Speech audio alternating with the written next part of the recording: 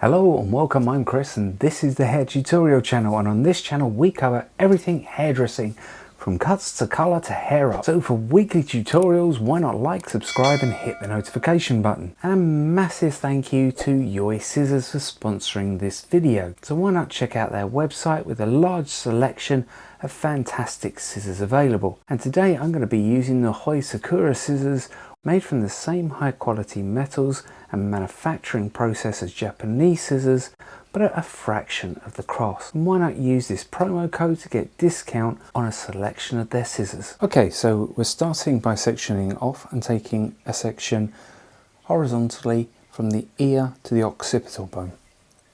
We're going to take a vertical section down to the nape of the neck, and then we're going to elevate this section out.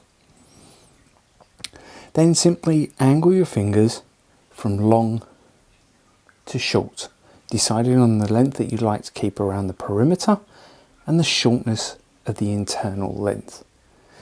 The length here at the occipital bone will determine sort of the length for the rest of the haircut. If you leave this longer, you're going to have a longer effect throughout the whole haircut. If you come in shorter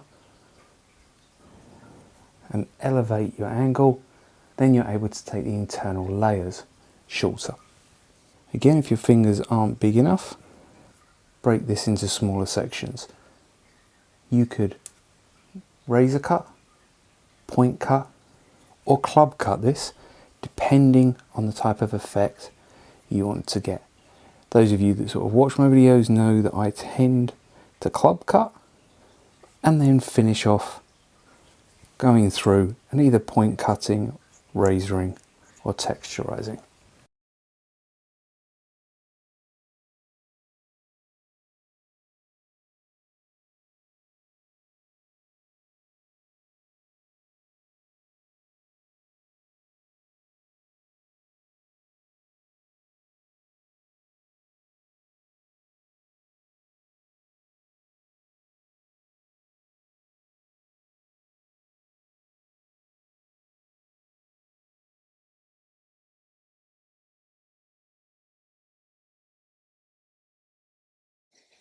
Okay, so obviously repeat that on the opposite side, doing exactly the same. So now we're going to take a section from the temple to the lower crown on both sides. So once again, we're going to re-establish our vertical guideline down through the occipital bone, and we're now going to find the shortest point that we came up to, which, as you can see, now we're going to simply 90 degrees to the head, cut down to join our shortest point. Once again, we're going to follow this section pattern round to the ear, simply moving around the head using our shortest point and our previous section as our guide.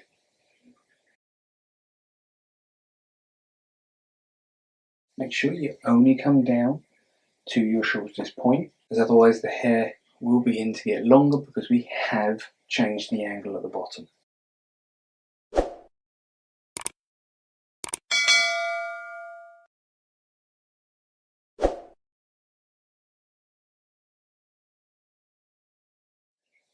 And when you get to just behind the ear, this is where I'm going to stop. I'm then going to repeat this on the other side.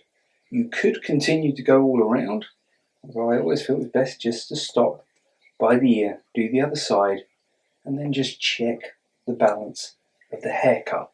What can happen is if you continue all the way around and then do the same on the other side, you'll find that you can get longer or shorter. So as you can see, we have a reverse graduation on the bottom going into a square layer, and the shape of the head and the angle that we've held our fingers at are what are actually doing the work here. Now as we move around to the side, we have a couple of options to think about once again.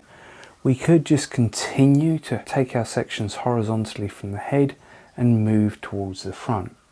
We could over direct back to previous section. This is going to leave a bit more length as we come to the front and a bit more softness.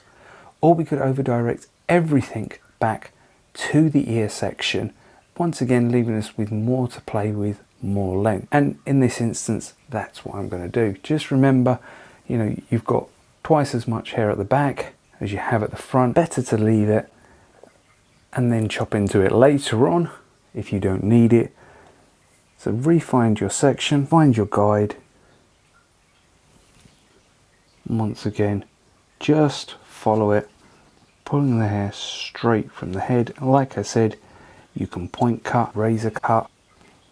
Now every section, we're going to pull that back to this section by the ear.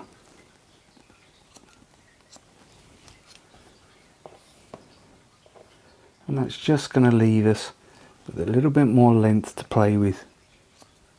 You can always come back in once you've done the haircut, if you don't like it, and take it shorter. And it gives us a nice blend in from the back into the front.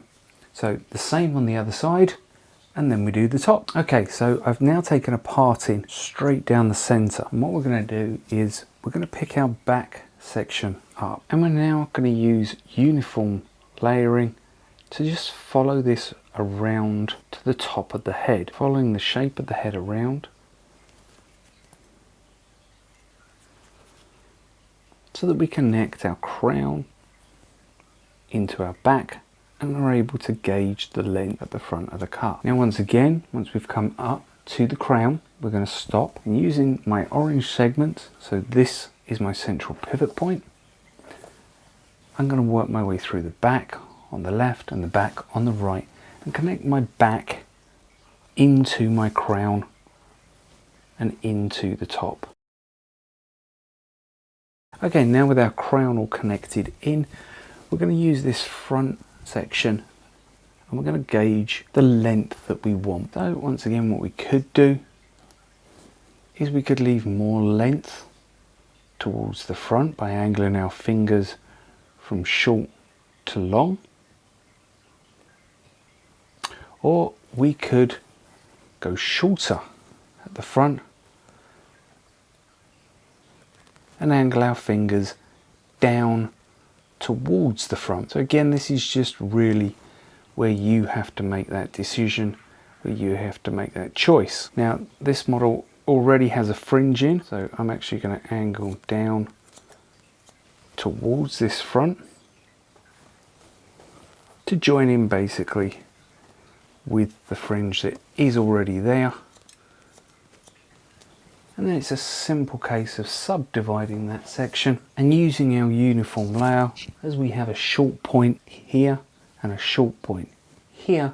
We simply have to round and connect those two, working through one side and then the other. Okay, so now both sides have been completed. It's time for the fun bit, because I'm going to do two blow dries for you. I'm going to do a blow dry that I would have done sort of at the end of the 90s. Then I'm going to damp it down and I'm going to do a more modern blow dry. One of the things that I often hear older stylists say is, I just don't get these modern cuts. Well, I'm going to show you that this haircut, if you're an older stylist, is the same haircut. Likewise, if you're a younger stylist who has an older client coming in, again, it's the same haircut. It's just styled two different ways. There will be a little bit more sort of chipping in for the more modern version, but fundamentally they're the same. Okay, so as you can see, a very sort of 90s haircut. We've used the length at the back and on the sides to sort of create some flicks, the layering on the top to give us some volume and a little bit of texture. Now, obviously, this needs finishing off. It needs chipping through, it needs finishing up, but I'm not going to do that because I'm going to obviously wet this down, re-blow dry it and show you more of sort of a modern way of styling it. So the same haircut, styled slightly differently. Okay, so we're back, and as you can see, what a difference. Now you're gonna say, oh hang on, you've done something different, and yes I have, and I'm going to show you. There are two main things that I've done. Obviously the first is how I've styled it. I've now styled it all down and all flat and all forward.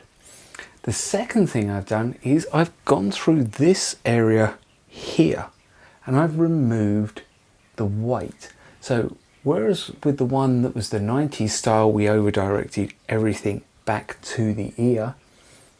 What I've done is I've gone through that and I've removed that weight that's there, and I've just also shortened the fringe a tiny bit. Now if we turn around to the other side, there you can see this band of weight. Now that was great when we wanted to sort of flick it out, but in this instance we want to make it a little bit more edgy, so I've just gone back through and I've removed the weight. Now again, you can see that there is a very long point down here, and if we come back over to this side of the haircut, all I've done is tuck it behind the ear.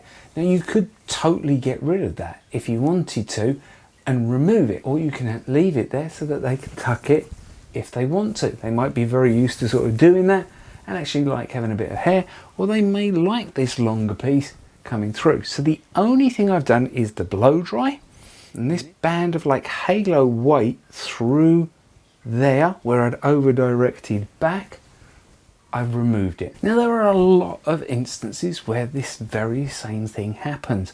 People get shown a picture and the picture actually sort of confuses them to the cut.